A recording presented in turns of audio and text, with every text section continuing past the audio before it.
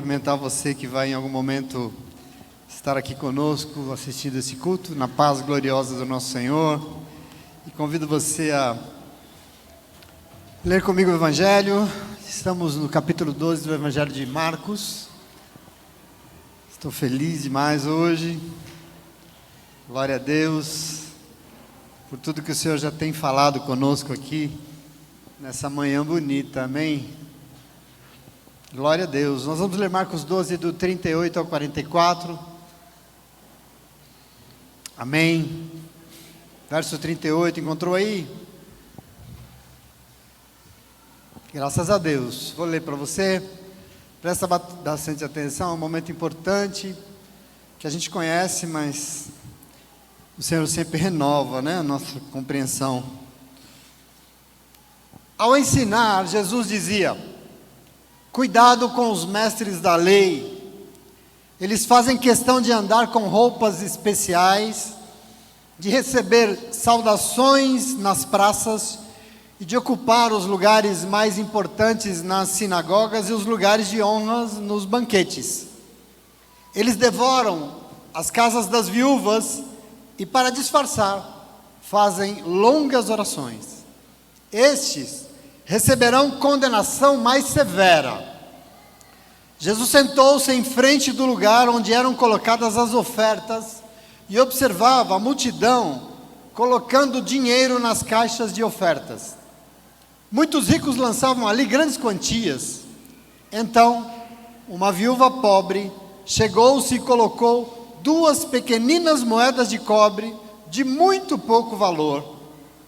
Chamando assim os seus discípulos, Jesus declarou: afirmo-lhes que esta viúva pobre, colocou na caixa de oferta mais do que todos os outros. Todos deram do que lhes sobrava, mas ela, da sua pobreza, deu tudo o que possuía para viver. Amém? Senta no teu lugar aí com alegria, para a gente continuar aqui o que a gente faz todo domingo, andando nesse evangelho bonito. A revelação do Senhor nesse momento do nosso ano tem nos colocado num lugar muito específico, né? Aqui no final do Evangelho de Marcos nós estamos num lugar muito próprio. Só para lembrar, Jesus terminou uma longa viagem que ele começou lá no capítulo 9, em direção a Jerusalém, e ele chegando na cidade, a primeira coisa que ele fez foi ir para o templo. Ele entrou na cidade e foi no templo, e ele foi lá, e ele começou a observar tudo muito atentamente, diz a Bíblia, que ele observava tudo à sua volta, ele viu com os seus próprios olhos o que estava sendo feito ali no templo, que estava sendo feito dentro da igreja. E ele foi direto para lá, e eu queria dizer para você que isso para ele é uma questão muito relevante, e eu tenho que dizer que é relevante até hoje, porque nós precisamos compreender, Jesus é aquele que tem olhos muito atentos para aquilo que se faz aqui na terra, e sobretudo para aquilo que se faz aqui neste lugar. Por quê?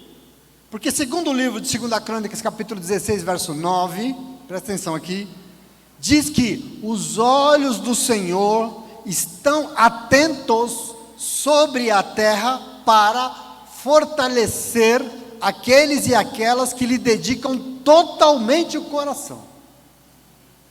Vou repetir isso aqui para você. Os olhos do Senhor estão sobre toda a terra para fortalecer aqueles e aquelas que lhe dedicam totalmente o coração. E eu não sei se você que está aqui nessa manhã gostaria de ser fortalecido pelo Senhor, mas se está, toda a nossa atenção aqui é exigida para essa condição. São corações totalmente dedicados, não são partes dele, mas é um todo. Entende isso aqui? Portanto, Jesus entrou na igreja e ele, o tempo todo, procurou atentamente se havia um coração totalmente rendido, mas infelizmente ele não ficou nem um pouco feliz com o que ele viu. Nós já temos comentado isso. Nessa hora, eu já dou graças a Deus, sabe por quê? Porque eu fico feliz e eu dou graças a Deus, porque ele não desistiu, né? Aliás, ele não continua desistindo até hoje, porque presta atenção, nessa manhã maravilhosa, eu e você estamos diante da rica oportunidade de ter os olhos deles atentos sobre este lugar mais uma vez. Por quê? Porque ele continua procurando corações totalmente dedicados a ele. E eu oro, a minha oração é que ele possa encontrar muitos aqui nessa manhã, em nome de Jesus, amém? Veja, naquele dia, até aquele momento, Jesus não encontrou nenhum.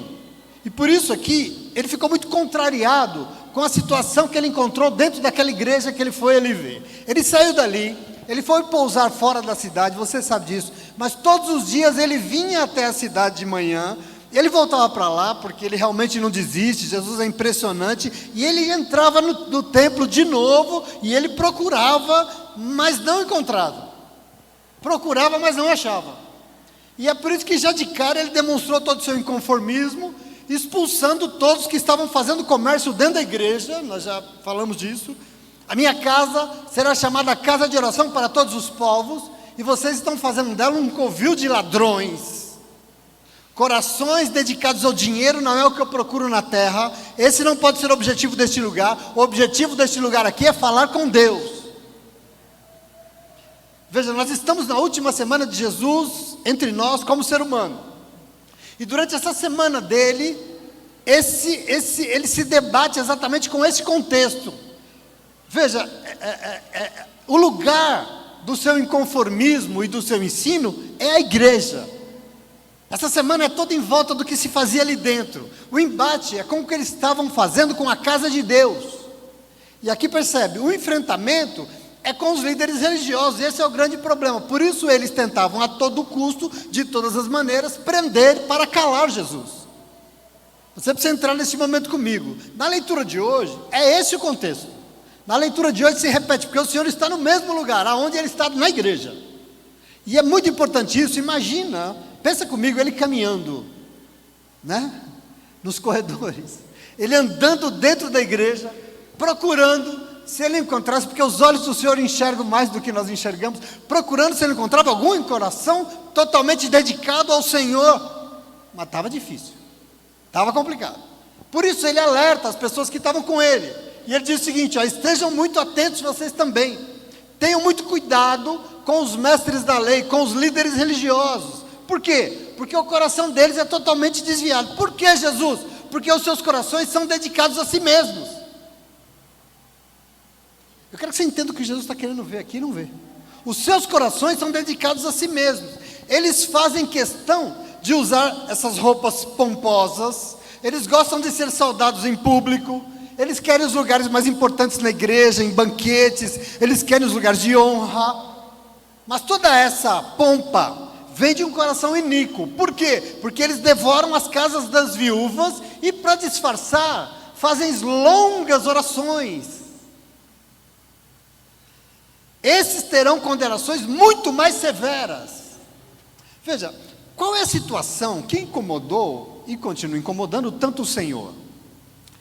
Muitas aqui, eu acho, por exemplo, líderes religiosos que baseiam a sua adoração em aparências. Gostam de aparecer em público, gostam de ser exaltados pelos outros, gostam de ser aplaudidos, e disfarçam e fingem ser homens de Deus fazendo longas orações. Aqui está um problema enorme para o Senhor. A crítica de Jesus aqui é dura, porque ela desmascara uma religiosidade que é fake, que não é muito verdadeira. Uma igreja que, ao invés de orientar o povo para dar a glória única e exclusiva a Deus, eles atraem a atenção para si mesmos, buscando a glória deles, a sua própria glória. Aqui tem uma questão dentro da igreja que é muito complicada, aliás, nos nossos tempos comuns. Nessa igreja aqui, os corações não são totalmente dedicados ao Senhor. Deus, como disse a nossa irmã aqui, não é o centro, mas a religião institucionalizada, e a glória aqui é da liderança religiosa. Percebe o problema que contorcia o estômago de Jesus? E pior, porque enquanto eles mentem dizendo que são tão piedosos, eles aproveitam-se desse prestígio religioso para viver às custas das viúvas. É importante que você entenda que na Bíblia Sagrada, órfãos e viúvas são uma figura que simboliza as pessoas menos favorecidas. Não é que morria muita gente e tinha muita viúva, mas quando a Bíblia fala em órfãos e viúvas, está falando de um personagem, de um símbolo, de alguém que não tinha ninguém por eles. Na sociedade da época de Jesus, as viúvas pertenciam ao grupo dos mais pobres, dos menos favorecidos, e elas eram um símbolo do desamparo, elas eram símbolos da marginalização. Elas viviam entregues à sua própria sorte, porque elas dependiam dos outros para viver, por isso elas eram marginalizadas, elas eram mal vistas. Não havia um sistema previdenciário, não tinha SUS, né? Não tinha um amparo governamental, não tinha nada. E pior, os religiosos aqui, cheios de glória, cheios de honras pessoais, ostentavam ainda que eram ricos, que tinham muito. Entretanto, essa grana toda vinha de explorar os menos favorecidos. Eles construíram a sua notoriedade, o seu prestígio sobre os bens das viúvas de Jesus. Como eu disse para vocês, essa situação aqui incomodou o Senhor muito, e ela revela alguns problemas muito graves, e eu quero repetir. Primeiro, porque como nós aprendemos aqui na quarta-feira, nós vivemos um mundo de aparências, né? Nós vivemos um mundo de fotos e likes, e de mostrar, e de aparentar. Isso está sendo normalizado na vida das pessoas, tem sido a média em todo mundo. Mas como a própria palavra diz, a aparência é aquilo que salta aos olhos em primeiro lugar. Mas isso aqui pode ser uma armadilha bem complicada, por quê? Porque se o que eu aparenta é tão importante, quando o que predomina é a preocupação com as aparências, com o espetáculo visual, com a insistência em ser o centro das atenções, buscar elogio, ser admirado, na verdade tudo isso só serve para esconder o que vai lá dentro. Quem quer mostrar muito fora, está querendo esconder o dentro. Quando importa mais o que vai por fora, importa menos o que vai por dentro, sim, não. Então quanto mais aparência, menos essência. Tem uma questão aqui gravíssima. Corações que não são totalmente dedicados ao Senhor precisam de muita aparência exterior. É o caso desses religiosos. É a armadilha desse mundo. Nós vivemos uma cultura da exterioridade e nela muita gente vive um tal do complexo do pavão, né? Sabe o que é pavão? Aquele bicho que está ali, né? Daqui a pouco ele fica lindão, né? Para todo mundo, olha como eu sou lindão. E depois, de novo. É o complexo do pavão, e muita gente tem caído nisso. Essa cultura que nós estamos vendo é muito exterior para impressionar os outros, para que todo mundo fique, nossa, mas dentro mesmo falta tanta coisa, né? Dentro, não sei, muitos até conseguem impressionar quem é desavisado, mas queria dizer para você, não consegue impressionar o Deus que tem olhos muito atentos sobre a terra. Queridos, porque Deus não tem olhos, quando Ele olha para cá, Ele não procura a aparência, Deus procura a essência. Quando o Senhor olha para nós, os seus olhos estão postos sobre a terra, procurando corações inteiramente dedicados a Ele, e não perfis virtuais, como foi falado quarta-feira. Então veja, só para você entender um pouco como funciona o Senhor. Quando Samuel recebe a ordem de Deus para ir na casa de Jessé, ungir um novo rei, diz que Samuel chegou lá, e ele ficou impressionado com a beleza dos filhos de Jessé. Deus me mandou na casa certa. Olha esses meninos, que beleza. Ele ficou impressionado com o porte físico, com os bíceps assim, nossa, cada homem bonitão. Mas em 1 Samuel capítulo 16, verso 7, o soberano Deus diga assim, Samuel, e ele diz, sim, Senhor, não considere a sua aparência nem sua altura, pois eu o rejeitei. O Senhor não vê como o homem vê a aparência, mas o Senhor vê o coração. Os olhos de Deus procuram e Ele quer ver outra coisa.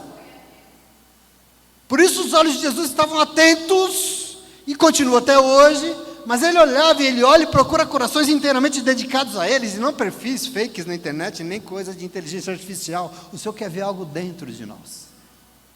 Observa aqui. E outra questão importante aqui neste momento, eu tenho que falar porque a Bíblia diz, é uma questão, porque nessa fala de Jesus naquela igreja, é uma questão que gira em torno do dinheiro. O momento fala disso. Agora observe, por exemplo, que nessa última semana de Jesus, muita coisa gira e fala, e o negócio volta. O dinheiro sempre aparece aqui nos temas, né? Seja porque Jesus está expulsando gente que está fazendo comércio e ganhando dinheiro dentro da igreja, seja por causa da questão dos tributos, dos impostos aqui, seja pela discussão, por exemplo, das ofertas que nós estamos lendo hoje. O dinheiro parece que está meio presente aqui. Dinheiro na igreja é uma questão sempre muito delicada, que ninguém gosta de ouvir, mas o Evangelho está falando, nós temos que falar. Veja, sim, o dinheiro no templo é absolutamente necessário. Por que é delicado o assunto? Porque é necessário, porque precisa. Os dízimos são fundamentais dentro da igreja. Por quê? Primeiro, porque sem ele não tem templo, não tem obra, não tem cadeira, não tem água, não tem luz, não tem café da manhã, não tem instrumento para louvar, não tem nada. Por isso, é importante para Deus, não é importante para mim. É importante para você? Na Bíblia Sagrada, os dízimos e ofertas existem. Por quê? Primeiro, porque as pessoas precisavam de um lugar para falar com Deus. As pessoas precisavam de um lugar para orar, para louvar, para ouvir o que Deus tinha para dizer, para buscar a presença do Deus que perdoa os pecados e dá significado à vida, como disse o Micael aqui. As pessoas precisam desse lugar. O povo precisava desse lugar. Dinheiro então é necessário, não porque o dinheiro é necessário por si só, mas porque eu preciso de um lugar para adorar ao Senhor, e porque esse lugar tem que existir, eu preciso do dinheiro. Veja, a ordem antiga está em Deuteronômio capítulo 14, e o verso 28 diz assim, só para você entender: ao final de cada 3 anos, tragam os dízimos da colheita do 3º ano e armazenos, para que os levitas que não possuem propriedade nem herança possam sobreviver. Está dada a primeira questão. Os dízimos sustentavam os que não receberam terra como herança para sobreviver. A tribo de Levi não tinha como ganhar dinheiro, porque se dedicavam exclusivamente para organizar o lugar de adoração, então os dízimos serviam para sustentá-los. Mas não só, porque não para. E o verso 29 diz o seguinte: e os estrangeiros, os órfãos e as viúvas que vivem na sua cidade, venham comer e saciar-se. Bíblia, hein? Os famintos precisam se saciar. Onde é que eles vão se saciar? No restaurante da esquina? Não, os dízimos servem para isso. Os dízimos ajudam nisso. Então veja, dízimos servem para ser possível lugar para nos relacionarmos com Deus, mas não só, porque esses dízimos também serão usados para acolher os mais necessitados da terra e alimentá-los. E você acha que para? Você acha que acabou? Não só, porque o versículo continua e diga assim: tragam os dízimos para que o Senhor, o seu Deus, abençoe todo o trabalho das suas mãos. Existe algo no coração de Deus com relação a isso muito importante. Portanto, o dízimo é uma condição para que a igreja exista, para que exista algo aqui na terra que nos dê oportunidade de adorar. Sem Ele não tem igreja, porque Ele não tem um lugar para falar com Deus, não tem também como fazer justiça na vida dos menos favorecidos, e também não tem como Deus abençoar o trabalho das suas mãos. Uma hora com mais tempo a gente fala disso, não agora. Então veja, para mim, 10% é obrigação, não é opção como muita gente pensa.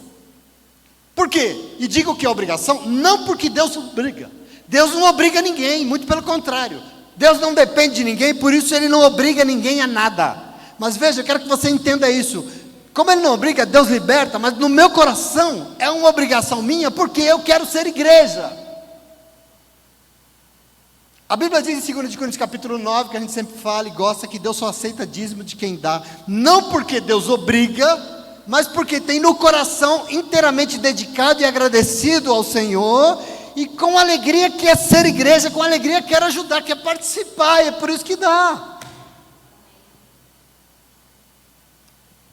Então veja, Deus não obriga nada, não, Deus não, mas sou eu no meu coração que me sinto obrigado. Por quê? Porque eu decidi que eu quero ser igreja de Jesus. Eu decidi que eu quero ser igreja, eu preciso adorar o nome do Senhor. Eu decidi que eu quero louvar o Senhor, que eu quero glorificar, que eu quero exaltar, que eu quero abraçar o meu irmão, que eu quero orar pela minha irmã, eu quero receber a cura de Deus, eu quero ouvir Deus falando comigo. Eu preciso de tudo isso, eu preciso disso para viver. E é por isso que eu me sinto obrigado, eu me sinto comprometido com isso. E mais, porque a igreja de Jesus tem a obrigação de cuidar dos órfãos e das viúvas, tem, porque o Senhor nos deixou para isso, dos menos favorecidos, alimentar com quem não tem ninguém por eles. A igreja de Jesus tem a obrigação de fazer justiça do reino de Deus na terra. E mais ainda, tem mais motivo, não para, graças a Deus. Por isso, eu dou o dízimo, porque a igreja é lugar de gente extremamente abençoado pelo fruto do seu trabalho. Glória a Deus. Por que é abençoado? Porque Deus sempre abençoa os corações inteiramente dedicados a Ele. E quando Ele abençoa, a vida sai do lugar, em nome de Jesus, amém? Então veja, naquela igreja, esse dinheiro ofertado pelo povo era motivo de uma condenação muito severa. Veja que o dinheiro pode ser bênção, ele pode ser maldição. O dinheiro era motivo de uma condenação severa. Por quê? Primeiro, porque ele sustentava uma elite de religiosos, de líderes, que pegavam, recebiam o dízimo, e ao invés de usá-lo para que o nome de Deus fosse grande, engrandeciam a si mesmos. Eles eram os famosos, eles eram os tais. Eles usavam dinheiro para o benefício próprio. Recebiam dinheiro, mas não ajudavam os mais necessitados, porque o uso era para eles mesmos, e não para o reino de Deus, para que fosse implantado. Dinheiro é necessário, e por isso faz parte das nossas obrigações com Deus. Entretanto, diferente do que os olhos de Jesus viram nesta igreja aqui, eu quero que você entenda isso. O foco não é o nosso dinheiro, o foco é o nosso Deus, e é o que Deus espera de nós. E mais, porque o foco, o que é importante mesmo, precisa ser o tamanho da dedicação do nosso coração ao Senhor. E é isso que a nossa oferta tem que revelar. E eu estou dizendo isso não é porque eu estou pedindo dinheiro, mas eu estou dizendo porque Jesus, e o texto continua aqui, diz que ele está dentro da igreja, e ele continua observando, e ele se sentou na frente do lugar em que eram colocados os dízimos, e ele começou a observar a multidão colocando dinheiro na caixa das ofertas. Jesus estava ali sentado só olhando, e ele observou que muitos ricos lançavam grandes quantias. Então, uma viúva pobre, diz o texto, chegou-se e colocou 2 pequeninas moedas de cobre, de muito pouco valor.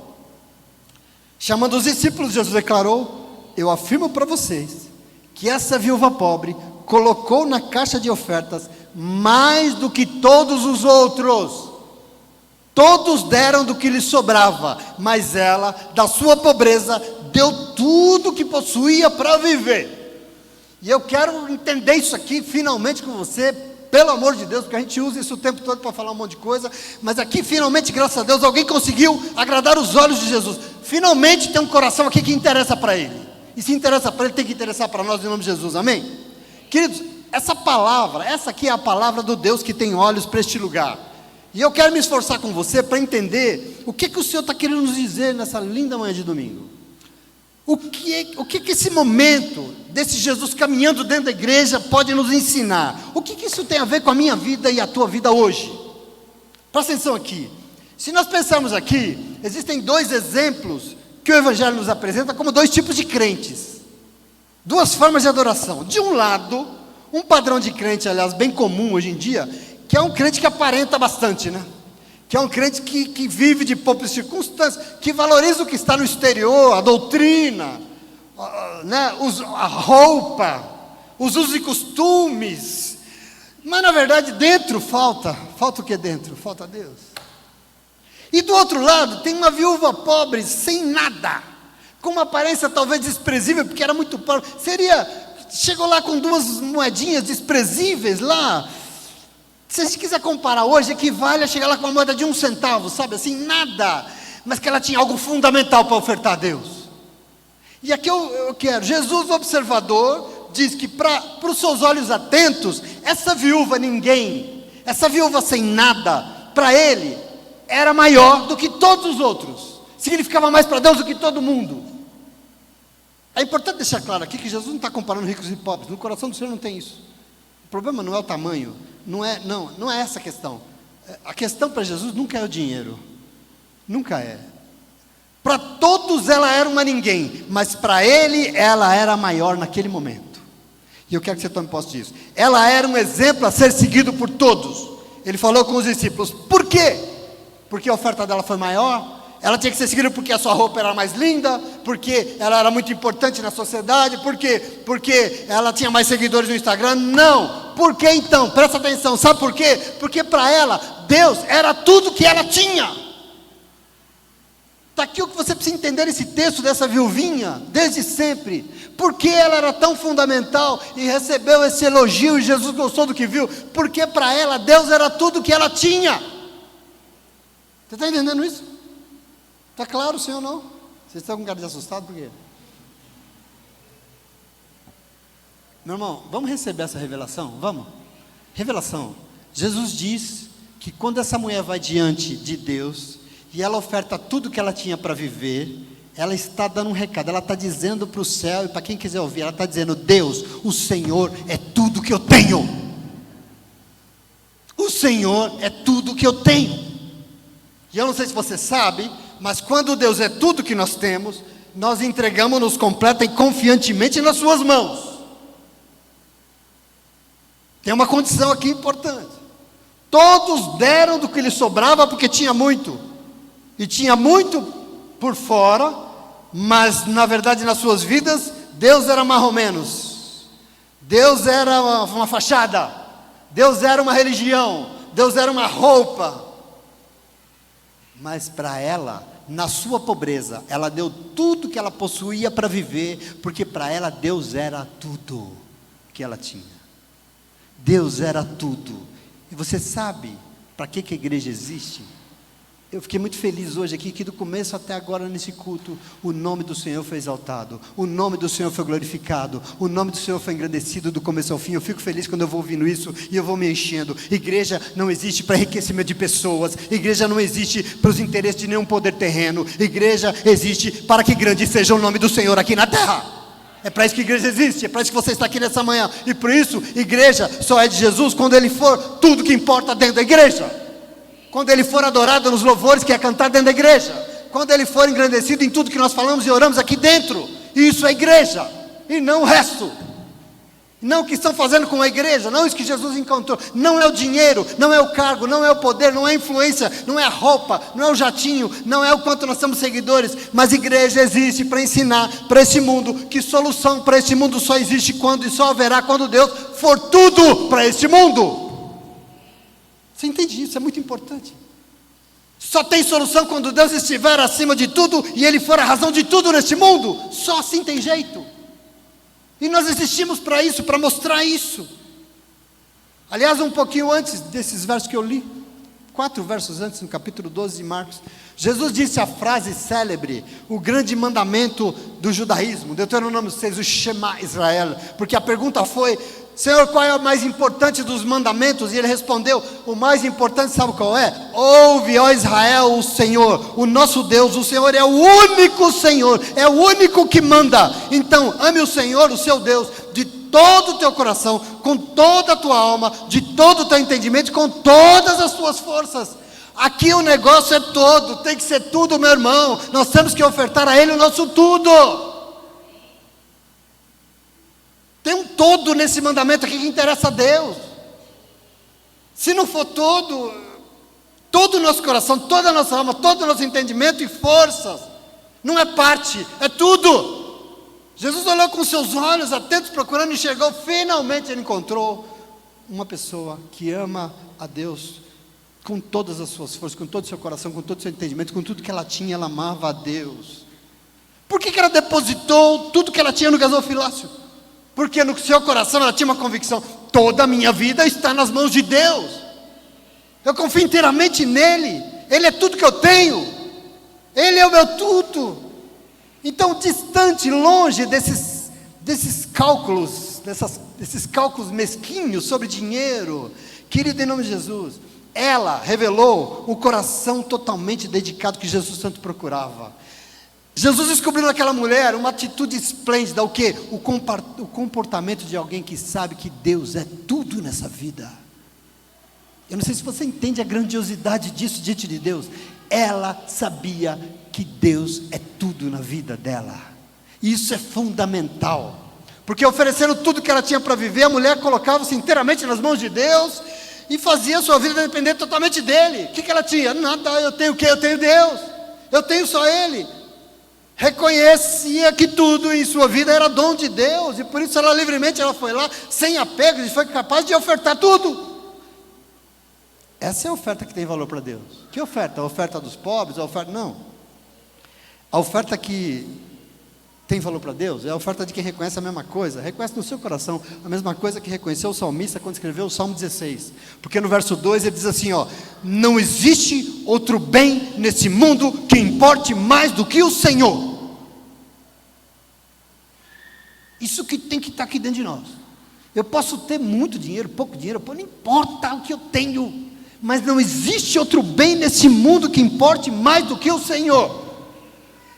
Jesus disse que ela ofereceu tudo que possuía para viver, mas tem um segredo aqui no texto grego, que eu estava lendo ontem, no texto grego, porque na nossa cabeça, nós somos muito materialistas, nós somos muito calculistas, né? A gente é muito materialista, a gente sempre pensa em grana, né? Mas nessa hora, Jesus não é calculista. Só para você entender o que ele disse aqui, a tradução do português aqui, ela desvirtua um pouco o sentido do que essa mulher fez, porque no grego, a frasezinha diz olonton bion autes.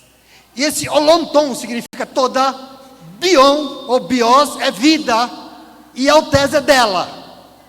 Então veja, não é que ela ofertou tudo que ela tinha para viver, mas ela ofertou toda a sua vida. Não se trata de dinheiro, se trata dela. Tudo que eu tenho está aqui nas tuas mãos, tudo que eu sou. A oferta dela aqui não é só dinheiro, é tudo que ela era a sua vida inteira, era a sua confiança, era a sua esperança, entende aqui? Jesus quer olhar isso no nosso coração. Ai Jesus, mas eu não tenho, você não tem dinheiro, você tem o quê? Nada. Tudo, ela ofertou tudo, querido. O coração que finalmente conseguiu agradar os olhos atentos do Senhor foi aquele que entendeu finalmente que se tiver Deus tem tudo. Se tiver Deus tem tudo. Porque aqueles que achavam que tinham tudo do lado de fora, na verdade tinham é nada, porque não tinham o bem mais precioso dessa vida, eram vazios de Deus. Percebe aqui os dois, o que Jesus está comparando? Então, meu irmão, presta atenção uma coisa, a relação com Deus não acontece se a nossa medida for o apego. Entenda que aquilo que nós nos apegamos nos amarra. Aquilo que nós retemos nos possui. Toma conta de nós. Vira o nosso tesouro de Jesus. Então, uma pergunta boa seria: no que é que nós temos amarrado a nossa vida? No que é que nós temos nos apegado? E nós temos que perguntar, porque isso vai nos possuir. Eu não sei se você está entendendo isso. Está entendendo isso? Isso vai ser dono de você, isso vai te possuir. Por isso, para os olhos atentos, que procuram corações, enxergar corações que aceitam se doar, é isso que ele procura, corações que aceitam se ofertar. Porque doação tem a ver com ofertar e se entregar para uma causa, para fora de você mesmo. Isso é doar. O que interessa é como acontece a doação e o que acontece quando a pessoa doa. Não é o que ela está doando, mas quando ela doa algo aqui dentro. Tem uma mensagem aqui dentro. Quando você partilha a sua vida, quando você se entrega para a obra, quando alguma coisa acontece aqui dentro de você em nome de Jesus. Quando nós não nos rendemos às aparências, mas aceitamos dentro de nós que nós vamos partilhar a nossa vida, nós aceitamos no nosso coração dentro de nós que Deus é tudo que nós precisamos e ponto. Esse é o discurso, esse é o recado que você tem que mandar para o céu, para o inferno, para quem quiser te ouvir. Deus é tudo que eu preciso dessa vida e mais nada. Compreende isso? Isso é fundamental, porque aí faz todo sentido a frase que diz que você nunca saberá que Deus é tudo que você precisa, até que Deus seja tudo que você tem. Por isso que às vezes a gente tem que passar por uns perrengues, né, Lê? Para depois se jogar nos joelhos dos pés do Senhor. Aí a vida melhora, a gente sai do joelho e vai andar por aí.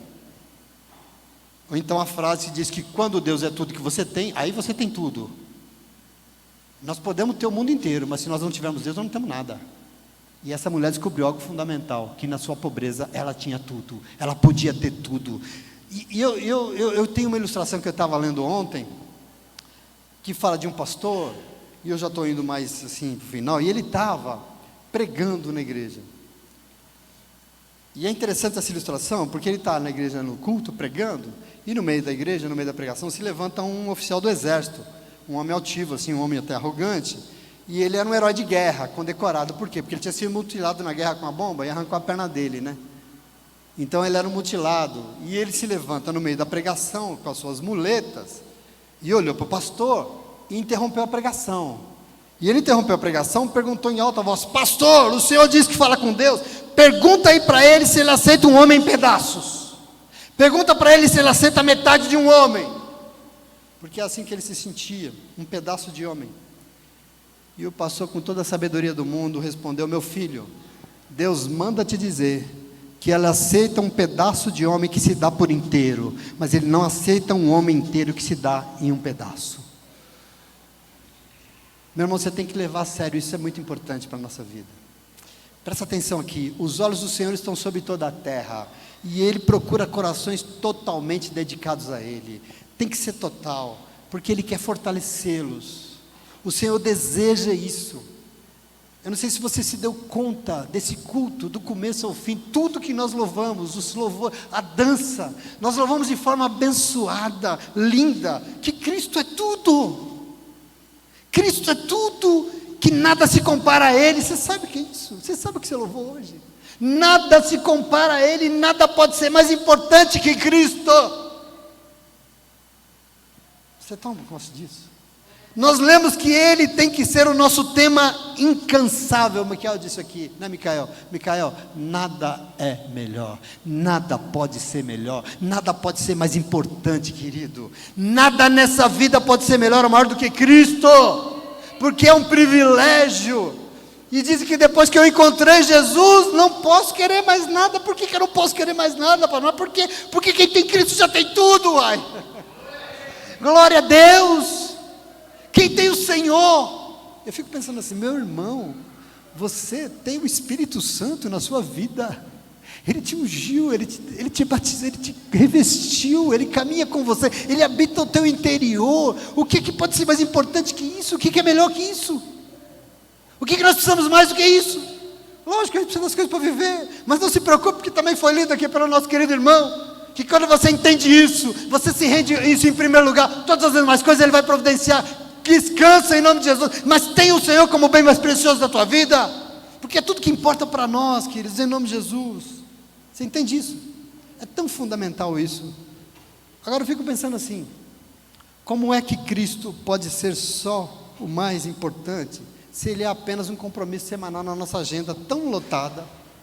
E se tiver algo mais urgente, eu deixo para a semana que vem. A obra, a oração. Como que Cristo é tudo, se a gente encosta para outra coisa que é mais importante que Ele? Em nome de Jesus. Percebe aqui o nosso problema? E eu arrisco dizer, e aqui eu já estou terminando, que essa geração tão apegada e tão insaciável, que parece que quer tudo o tempo todo e não está satisfeito com nada, não entendeu ainda que esse tudo que ela quer não é nada. Esse tudo que ela tanto quer não é nada. Ela quer tudo por fora, porque falta dentro o único que realmente pode ser tudo. Esse é o nosso problema. Compreenda como você está diante de uma oportunidade maravilhosa nessa manhã. Por quê? Porque os olhos dele estão postos sobre esse lugar mais uma vez. E ele veio aqui hoje, porque ele está procurando corações inteiramente dedicados a ele. Você pode dizer glória a Deus? Ele está procurando esse tipo de coração. Ele não está olhando para a nossa roupa agora não. Ele está olhando para aqui dentro. Este homem, esta mulher realmente está priorizando a minha acima de qualquer coisa. É isso que ele quer ver. Ele tem que ser o nosso tudo. E aí você pode dizer, mas pastor, mas eu não tenho nada, pastor. Eu não sou nada. Eu nem sei se eu tenho um talento, eu não sei se eu tenho um dom, eu não sei o que eu tenho. Então eu queria dizer para você, pois é, então a sua oportunidade é a maior de todo mundo. É a maior de todos, sabe por quê? Porque o Espírito Santo de Deus veio hoje aqui para nos dizer que é quando nós não temos nada, é quando nós não somos nada, é aí que nós temos que aceitar, oferecer ao Senhor o nada que nós somos, o nada que nós temos. Oferte tudo ao Deus que é tudo, até o seu nada, porque só nas mãos dele o nosso nada se torna alguma coisa relevante. Só nas mãos dele, aquilo que nós somos, que nós achamos que nós somos nada e nós somos mesmo, só nas mãos dele pode ser e vir para o centro e ser a coisa mais importante no meio daquele glamour todo. Aquela mulher que não era nada se tornou o centro de todas as coisas, no coração de Jesus. E eu quero que você tome posse disso em nome de Jesus. A gente pode não ter nada, mas tem uma coisa que você tem que ter, e isso é de graça inclusive, você tem que ter um coração inteiramente dedicado ao Senhor, amém? Isso é fundamental, queridos e queridas. O nosso coração tem sido disputado por este mundo de uma forma tão louca, e tudo tenta entrar aí dentro e ocupar um lugar que é precioso, que é sagrado, que é fundamental, o lugar que cabe ao Senhor. Não faça isso. Aprenda com essa viúva hoje, aprenda com isso. Se Ele é tudo que você tem, entregue a Ele o teu tudo, porque assim você está dizendo, Ele é tudo para mim. E quando Ele for tudo para você, se prepare, porque a tua vida estará nas mãos e no lugar certo, em nome de Jesus. Amém? E eu termino, e eu gostaria de terminar, lendo e orando o Salmo que eu falei 16, porque é precioso e diz respeito a isso o Salmo 16. Verso 2 diz, ao Senhor eu declaro com a minha voz, Tu és o meu Senhor, e eu não tenho outro bem além de Ti. Você pode repetir isso comigo? Fecha os seus olhos, repita isso bem forte comigo. Tu és o meu Senhor, repita. Tu és o meu Senhor. Não tenho outro bem além de Ti. Diz assim: Tu, ó Senhor Deus, és tudo que eu tenho. O meu futuro está em tuas mãos. Tu diriges a minha vida. Como são boas as bênçãos que o Senhor me dá. Como são maravilhosas. Eu louvo a Deus, ó Senhor, pois Ele é o meu conselheiro e durante a noite a minha consciência me avisa. Eu estou certo de que o Senhor está sempre comigo. Ele está no meu lado direito e nada pode me abalar. Por isso meu coração está feliz e alegre, e eu, um ser mortal, me sinto seguro, porque Tu, ó Deus, me protege do poder da morte. Eu tenho Te servido fielmente, e por isso o Senhor não deixará que eu desça ao mundo dos mortos. Tu me mostras o caminho que leva à vida. A Tua presença me enche de alegria e me traz felicidade para todos sempre. Amém, e amém, e amém.